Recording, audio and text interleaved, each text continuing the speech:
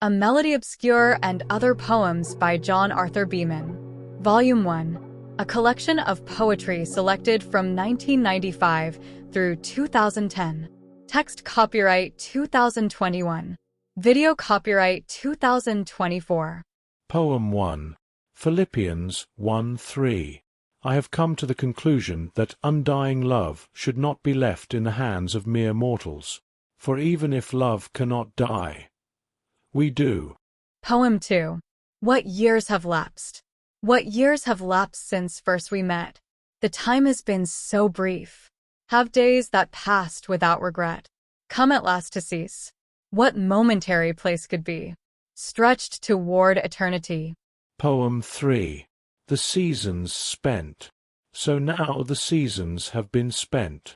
Spring and summer, fall, and winter too concedes consent to time's unending call. Oh, it shall not exist again, but memories have been cast to seize a year that's scattered in the eons of the past, and in that manifold so thick, with days too soon departed, remembrances, that pin and prick, shall leave us broken-hearted. Poem 4. Eos. I shall find the perfect spot, and view the starry stride, and I shall cast my coin, my lot, this eve of suicide.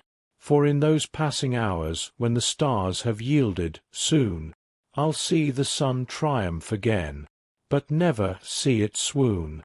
Poem 5. Handiwork.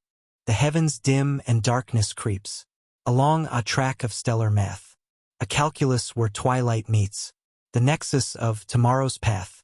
Time disbands within this scope, forming a semblance of the day, collecting brilliance, beauty, hope, for eyes but half a world away, though wearied constellations to the arabesque horizon nod.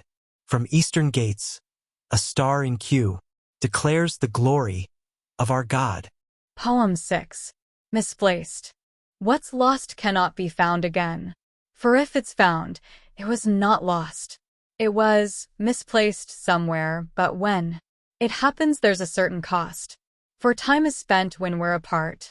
That can't be had again, 'tis true. Our love was never lost, dear heart, but was misplaced a time or two. Poem 7. Chosen fate. Cease not, O chosen fate, tonight. What fear of you have I? What fear indeed? But oh, what right have I to flee and die?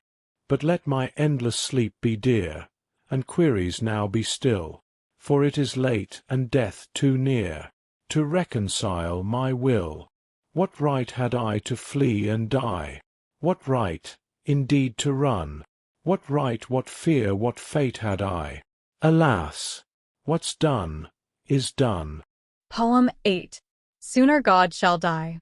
My lips shall sooner turn to dust. My body-soul, long splintered, before one simple kiss, I trust, once shared, dies unremembered. Poem 9. Lucy.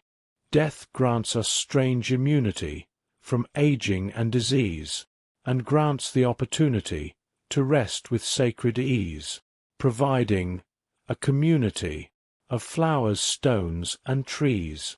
Poem 10. Here lies a man.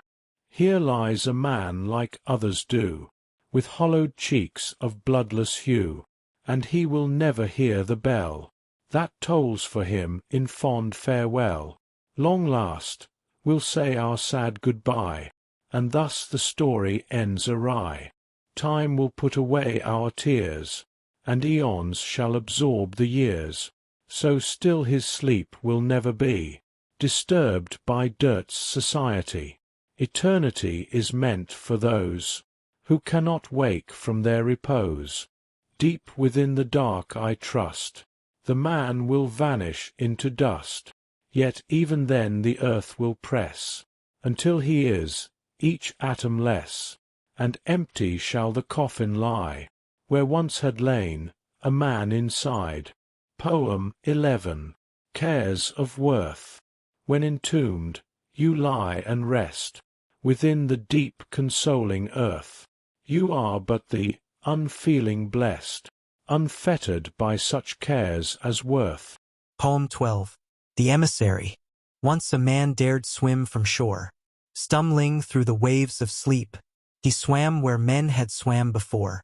But soon the cove became the deep. Countless leagues from shore and bay. Below in countless fathoms he swore his tears were washed away, mingled in the ceaseless sea. Poem 13. Die. It matters not where I should gaze, nor where my head should turn, watching these transient days into tomorrow's burn. For every spot my eyes gain sight, a vision of despair encircles every Catholic rite. Death is everywhere. Poem 14. Brevity to breathe. 'Tis but a brevity to breathe, and scarcity to know. 'Tis all the better to believe, and cause your breath to slow. Poem 15. The face of the deep, carved out from formless symmetry, with angles left undone. Primordial, an infancy, only half begun, whose vertex is infinity, and parallels oblivion. Poem 16. Unforgiven. With bated breath, failing to death, I call to you, my lovely Beth. Come to me and sit beside. Dry my tears, forgive my pride. The sun has set on days that you had wished to start again, anew. I cannot will away my part, but oh my Beth, I know your heart. It does not give itself away so quickly to forget one day. Forgive me, but once more release a fool from fault born of caprice. Alone I lie, alone I mourn, the heart that I once gave to scorn. With bated breath, failing to death, why have you not yet come, my Beth? Poem 17. What makes a man? I am the fears and childhood woes that grew with me in time. I am the tears I've shed for those spent treasures that were mine. I have become the fate of this, the weight of battles lost. I am the sum of every kiss that bore a certain cost. Poem 18. Query. After the sunlight has whispered its song, and all of life's daydreams are vanished and gone, will there be any fairies left to take me where I'm going? Poem 19. Death knows no mortal enemies. Death knows no mortal enemies, nor feels no fear or hate. Death has her strange affinities for patience, time, and fate. Death greets us with a manner blank as a page unwrit. Death chooses with a candour that fills her eyes with script. Death claims no adversary, and tells no tales untrue. In time we burn, we bury the fairy tale we knew. Poem 20. Drunk dilemmas. Drunk we manage more than sober. Drunk we manage all our woes. For troubles turn and tumble over when our head to pillow goes. Drunk dilemmas make us wary when the clock is running late.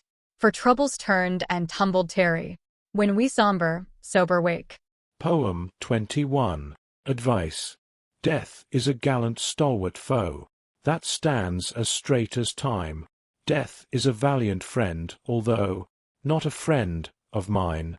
Death is a warrior for fate, impenitent, precise.